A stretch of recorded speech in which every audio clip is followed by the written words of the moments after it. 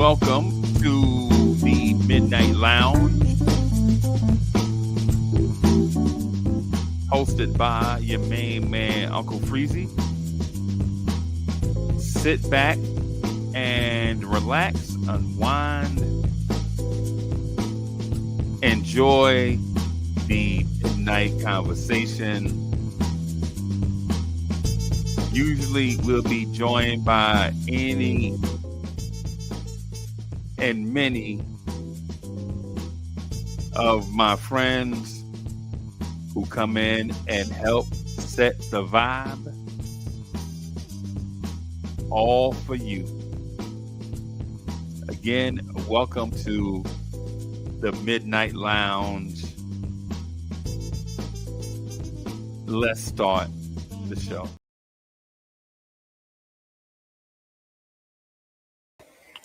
You, party people in place to be. What's good? It's your number one Chief Rock Connection Universe, your main man, Uncle Freezy. And tonight is going to be a special night.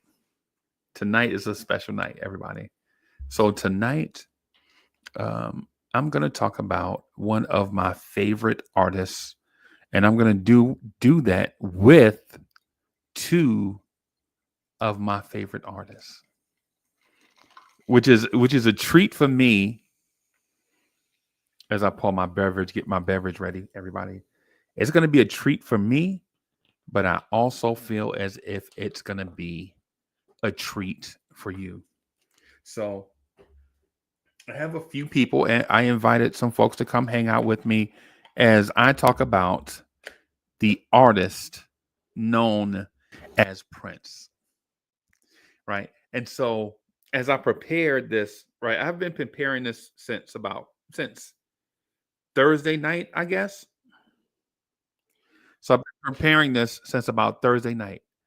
But as I prepared to do a monologue, I was like, yo, you really can't, how can you do a monologue for Prince? Who do you know is more quirky, more esoteric, more funky, more driven than Prince? And as I talk about one of my favorite artists, I am going to bring up two of my favorite artists, right? So let me just say this really quick to my people. Let me first introduce one of the producers of Vibes and Stuff, Delano Steele Jr. Y'all know he's on everything that we do. That's Vibes and Stuff, and we appreciate all his efforts and such. And let me bring in a very underrated artist who, if y'all have not checked him out yet, man, make sure y'all check out our homeboy, Quick Tempered, right? So salute to the guys. Guys, how y'all feeling tonight? I'm feeling good. Good.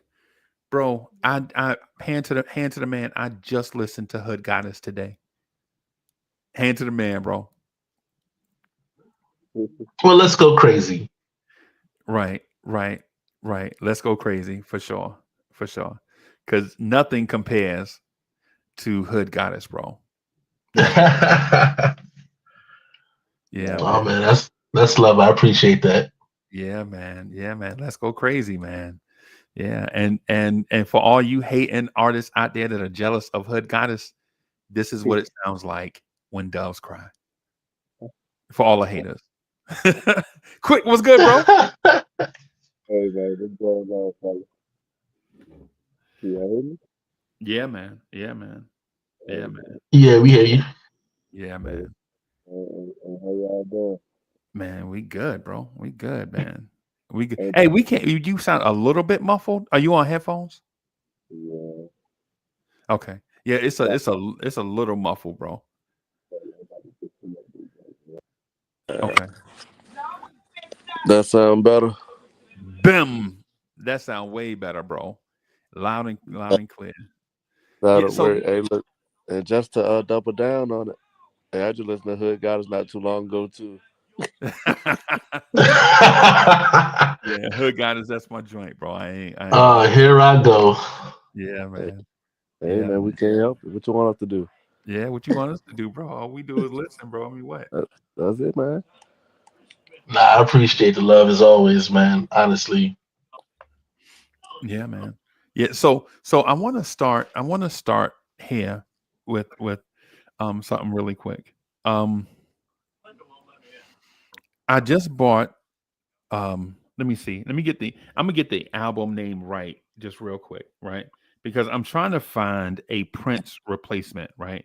And nothing replaces Prince, but I just bought an album called Blonde by Frank Ocean, right? Because everybody told me like, "Yo, you know what? You have not heard R&B until you have heard Frank Ocean." And I was like, "Bro, I think I heard R&B when it was first created. Like R&B was legit in its infancy, right before, right at the same time hip hop was in its infancy, like coming out of the early 70s. It had a definitive, it was a definitive difference between soul and popular music. So there was a cavern. It was like soul music, right? Yeah, and y'all know soul music. Your Wilson Pickett, your James Brown, your Sam Cooke, and then there was the Frankie Lyman, Jackson's, two separate lanes on the same highway, but there was like nothing in the middle, right? It was like no real. And then all of a sudden, you start hearing music and you don't know what to call it. Like, and I know people labeled it rhythm and blues, right? Because on one side it's the soul side, and the other side is the pop side. I think DSJ told me, like, gave me a clear understanding of what it was. And then there were other people that told me that R&B had been out forever, but I don't quite remember it like that. I remember there was, your as a matter of fact, I think my first experience with R&B was more like Christina. Like for anybody to anybody remember the song Rubber Band Man by the Spinners? And they come around, man. Yeah. Yeah, I remember that. Yeah, Uh, I do. and so it was a little funky, a little soul-y, but it was not like, you know, It's it not wasn't. like Could It Be I'm Falling in Love. Yeah. Okay. Yeah. I already Right. said if you I, put it I that see way, you. yeah. I see what you did right there, Diaz. I see. I see what you did right there, bro. Yeah. Yeah. Yeah. But that's true though. But anyways, on the Prince thing, can y'all tell me like what was y'all first experience with Prince like? I'll let you go Uh, first, quick. I already say shit. Well, I first came across Prince for real with, I think it might have been When Doves Cry. Nope, I'm sorry. I lied. It was Darling Nikki was the first Prince song that I heard. Okay. And I was like, who is this? Right. Right. Like, wait a minute. Because, of course, Darling Nikki one of his more darker, nastier ones. But still, it's like, I want to listen to this guy. So, went back in 1999 when Doves Cry. Like, all of them. And it just, like, his voice, the aura, his overall, his performances for sure, just was like, all right, let me just stick to this cat. Right. Right. Right. So DSJ, what about you, bro? My first experience with Prince was the song I Want to Be a Lover. Right. Right. Um First time hearing it on the radio, it it was it was magnetic. Like the energy of the song, it was it was bold, um it was loud, it was Mm-hmm. funky, and yet it was soulful. Right. Right. and it was different because of the fact that again, Prince was an urban artist who sounded and looked like a rock star. Right. Yeah, that's a fact. He Right. damn sure gave our rockstar vibes. Right. And so again, that level of eccentricity, you couldn't determine what kind of artist Prince wanted to be. Right. And I think for the fan base, for every fan base, like they need to have something to identify or what to put something in a box for, so that way they can know how to label it, how to categorize it. And Prince, we just wasn't ready for an artist like Prince who did not want to be categorized, didn't want to be labeled, Right. you know. Definitely. Right. So I think in terms of that, that's kind of where I really wish I was able to get True Music on here because True is actually one of Prince's biggest fans. Yeah, like facts.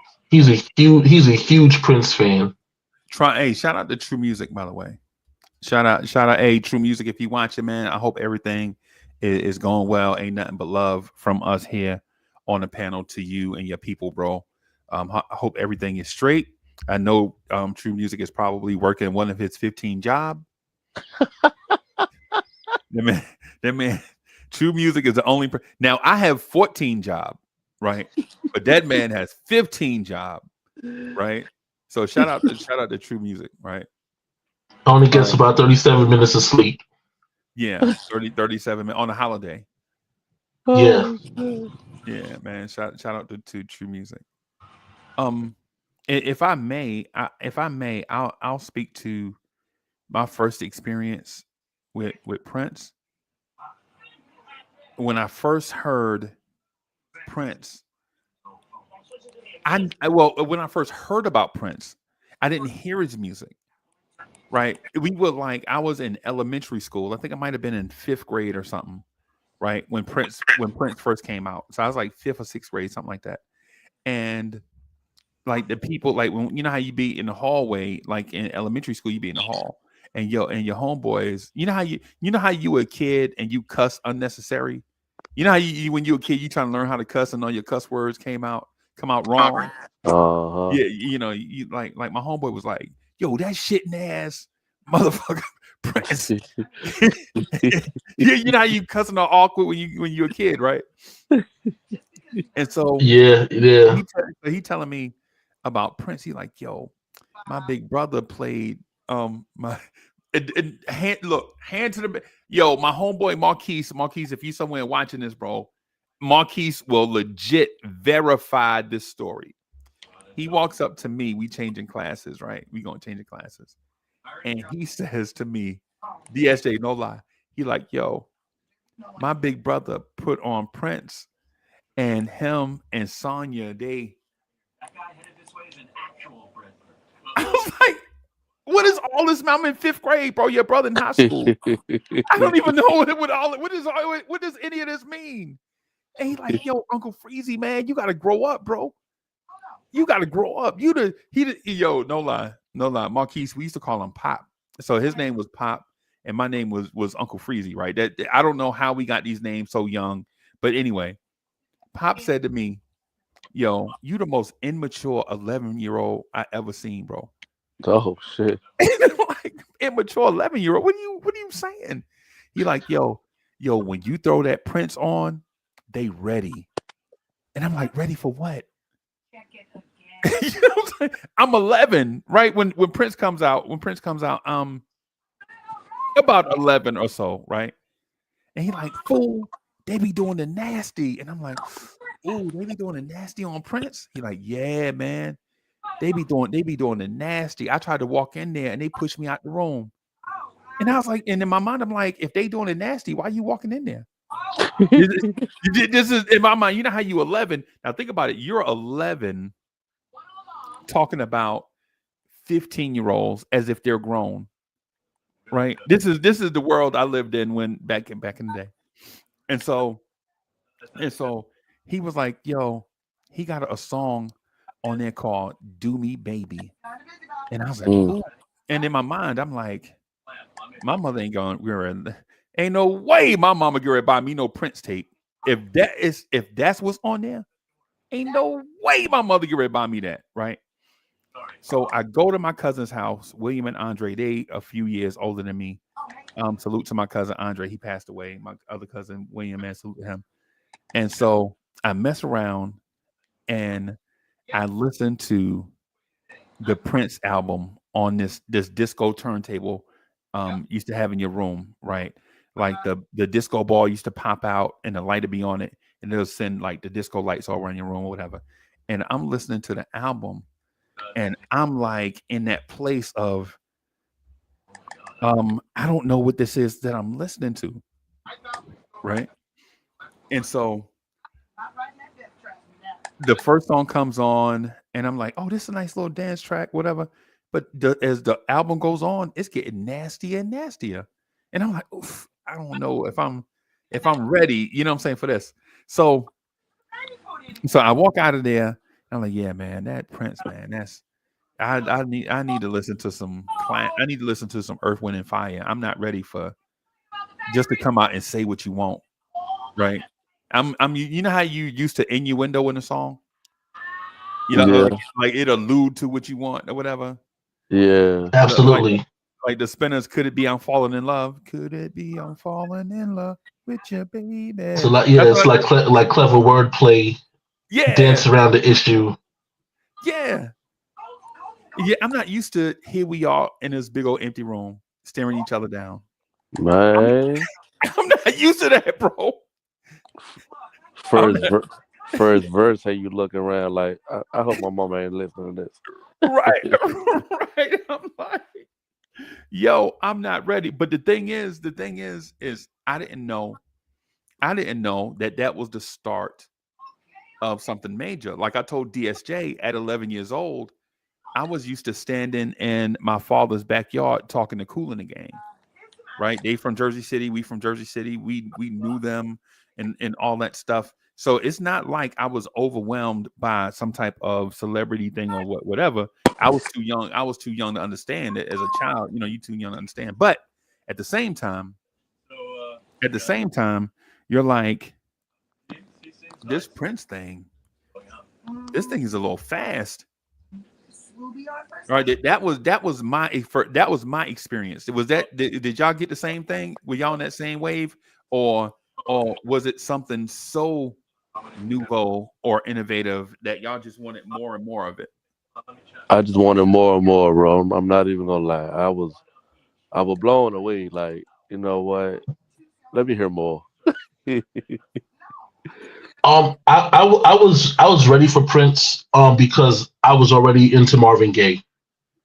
Okay. The Midnight Love Mm, album, there's nothing more sensual, sexual, seductive, Right. masculine, and vulnerable to me than that album. Right. And so okay. for me, I was already in that lane. Like I can interpret this. Right. I can listen to this type of music. Right. Right. Um, and I think for me, it was more studying melody than it was the actual lyricism. Right. So though I caught some of the words, some of it was way over my head. Right. Some of the meaning was way over my head. So I could sing a song verbatim and not know what it meant. Right. Right. But Like but Puff the Magic Dragon. Right. but but see, Right. see, I was weird on it because I was like, what is it? I wanted to know what was all being talked about. I Right. was like straight from the rip, like, what is he talking about? Wait a minute. Uh it sound like I'm not supposed to know, but I want to know Right. at Right. that time anyway. Right. Bro, I ain't even gonna front to you, man. I was in that place, like, and so when I was hearing this stuff is brand new, like coming brand new. Like, they played the DJ would come on WBLS and be like, this new boy Prince is tearing up the concert circuit. Him and Rick James and a whole bunch of people that I probably was too nasty for an 11-year-old, right? And so I messed around and Prince came out with another album, and I can't remember the name of the album, and I can't remember the song. I don't know if it's oh God, I'll find it. I'll find the album. I think it was. Yep. Yeah, I think it was. Oh, no. So "Do Me Baby" wasn't on the album. It was on the. Where is it? Not the Prince album. It wasn't the Prince album. It was. I think it came out around 82, right? Whatever Prince songs came out in 82. I think it might have been.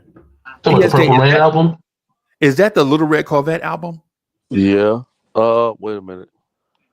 Because I think 1999 and Little Red Corvette might have been in that era. Yeah. That sounds about right. But I thought that 82 was the year when it's either 82 or 84 when Purple Rain dropped. No, Purple Rain. No, by the time Purple Rain came out, I was ready. So by the time Purple Rain came out, I was about 16, something like that. Okay. So I already knew I was prepared because I had already. First of all, I had matured and I had like 4 years of Prince already. You know what I'm saying? So I think I think it may have been Little Red Corvette, right? Because the joint was so fire. Little Red Corvette, baby, or whatever, right? For Little Red Corvette, right? And so my homeboy is like, "Yo, you know he not talking about a car, right?" I'm like, "What the fuck?" I'm like, "Boy, you stupid. What the hell else? He told you the name of the car, stupid." So he like, "Bro, you got to be the most immature 13-year-old I have ever seen." And I'm like, "Nah, man, what the fuck?" He said Little Red Corvette, bro. I'm like, "No." Yeah, so that's the 1999 album then. Yeah. Yeah. So what was that? That's like 82? Is that like 82? 82, yeah. So yeah, so he like, you know, he not talking about Little Red Corvette, right? But I'm like, bro, have you not seen the new Corvettes, bro? The new Corvette is fire. This is me as a kid thinking he talking about, you know what I'm saying? The actual car. Yeah. Like, nah, bro. He talking about that girl, man, downstairs. I'm like, what girl downstairs? And they like, yo, Uncle Freezy, you got to grow up, bro. You got to. DSJ, they like, bro, you need to smoke a cigarette. I'm 13 right now. You got that. You can't be this naive, bro. I'm like, they want you paying bills already. I'm 13, bro. You do want me to get 19 job, bro. Come on, bro. Already at 13. Yeah. And so I'm listening to one night they play it DSA, no lie. It just strike me, right? You remember back in the day we used to listen to the song and write the lyrics, you know, like write down what they're saying and all that. So I'm writing down the lyrics of the Red Corvette and I'm looking and I'm like, this motherfucker is nasty, bro. He nasty, bro. Oh yeah. Now let me ask you this: upon discovering what Prince is talking about, did you actually have the immature "ooh" moment?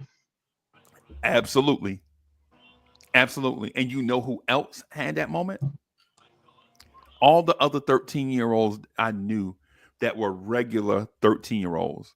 You know how in your age bracket, it's always one person faster than everybody else. Maybe they got that be putting them on everything. Like they 13 and they a master at rolling blunts already. You like, damn, you practice, goddamn. Like you a pro smoker.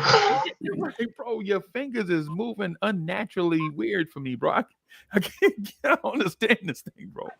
But yeah, so I hear Little Red Corvette, and I'm like, I like this dude now.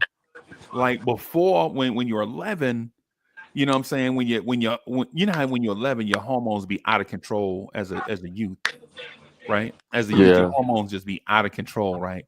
And so you know, you thinking like all these strange thoughts, whatever, trying to figure out who you are as a person. And then you listen to Prince and you're like, you know what? This Prince dude is something, right? And so as I listen to Little Red Corvette, I think it's 1999. Is that 1999, 85 or 82? 82. No, that's 82. 82. That's 82 Yeah, that's 82. because I think Prince busted charts wide open in 82, like right when Billie Jean came out. Prince had, you know what I'm saying, like 2 or 3 bangers on the radio. They just wasn't bangers at a Michael Jackson level. Right. And so in 82, I'm listening to Shannon. Y'all remember Let the Music Play? Let the music play. Yeah. That's my shit, I'm listening to, so I'm listening to that. I'm listening to Patrice Rushen. I'm listening to Toomey. I'm listening to just a whole bunch of Diana Ross had a song. I'm Coming Out was a banger around that time. And so I'm listening to all these popular songs, and I'm like, you know what? This is a nice time for music. And then Prince comes out, and they're like, Prince is next up. Like Prince is next. And I'm like, Prince is gonna put out an album that is better than Off the Wall. I don't know if y'all I didn't know that Prince could be on that Off the Wall level. Now, mind you, as a kid, you're thinking about all these different things or whatever. You like, man, it's gonna take me a whole month to save up enough money to get a Prince album, and it better not just be nasty, right? Like some I have to listen to under my pillow. You know what I'm saying? It better be dope, because I think back then, I think the Prince album was like $7.99, bro. It took me a whole month to come up with $8. You know what I'm saying? So yeah. And then you got to get the tape, because you can't get the record, because most people only had like one record player in their house, and it was usually like in their living room or whatever. And I can't play no Prince in the living room. You know, this is all these things going in my mind, right? So then we find out that Prince is coming out with a movie, right? And I'm like, Yeah. coming out with a movie? I got to go see it, right? I gotta go see this thing, right? And so that's DSJ. That's my experience with Prince. Like my introduction to Prince is he is a habitual line stepper. Like he pushes the boundaries of music, so to speak, in a way that makes you nervous but want more at the same time. That was my feeling when I first heard Prince. You know, the funny thing is, hearing that, I can see the parallels to why. And I want to blame the media. I don't want to blame the fan base, but I can see why the media made it a competition between him and Michael Jackson. Right. In terms of, if you just said Prince was coming out with a movie, Michael Jackson's video felt like a movie. Right. And shit, Thriller was a little mini movie. Right. His album was groundbreaking. Right. In terms of sound, subject matter, again, a level of vulnerability, just something different that the world wasn't really ready for. Right. Michael Jackson was also making an album that was groundbreaking that the world might not have been ready for. Yeah. And these two entities existed exactly at the same time, with no problem with each other. Right. I can see how in the eyes of competition and the whole Highlander, there can only be one aspect of the business. Right. Why they pitted them against each other for such a long period of time when there really was no problem between them. Right. Right. Right. But for Prince for one to even have a chance, like, I mean, we're talking about a guy that has no experience And at that time, I think he had Under the Cherry Moon. But that was like one of those like noir movies. Like you really couldn't tell what exactly it was, just that it was a black and white movie, and it was somewhat entertaining.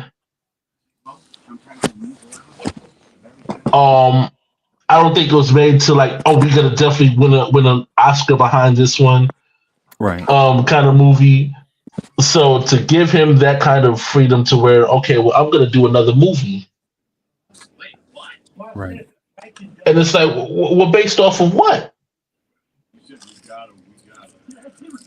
Like, what are we doing? That man said, "Sit back and let me show you," Right. and did just that. Yeah. Yep. Speaking of that little red Corvette song, the main grab your attention with the first lines of most of his songs. Yeah, I was about to say yeah. Like immediately. Yeah. I guess I should have known by the way you parked your car sideways. What? Yeah. Yeah. It wasn't going to last. Wait a minute, man. She just parked the car. Yeah. What you mean? Yeah, when you 13, you thinking, man, she must have been in a rush. she damn sure can't drive. Yeah, we had to ride our bike everywhere we go. This Wow. when you 13, this is what you thinking. You know what I'm saying? Yeah. You know what I mean? But hey, y'all, real quick, let me do this. I'm gonna say goodbye to all of our folks on Vibes and stuff. I'm gonna invite you to come over and check us out on X. Right. So we're gonna hang out here on X. I'm gonna say goodbye to all of our people on YouTube, because what I'd like to do is do a Prince listening party with these two gentlemen here, and y'all already know the vibe on YouTube, right? Yeah. So I'm gonna say goodbye to everybody on YouTube, man. Y'all come over and check us out on X. So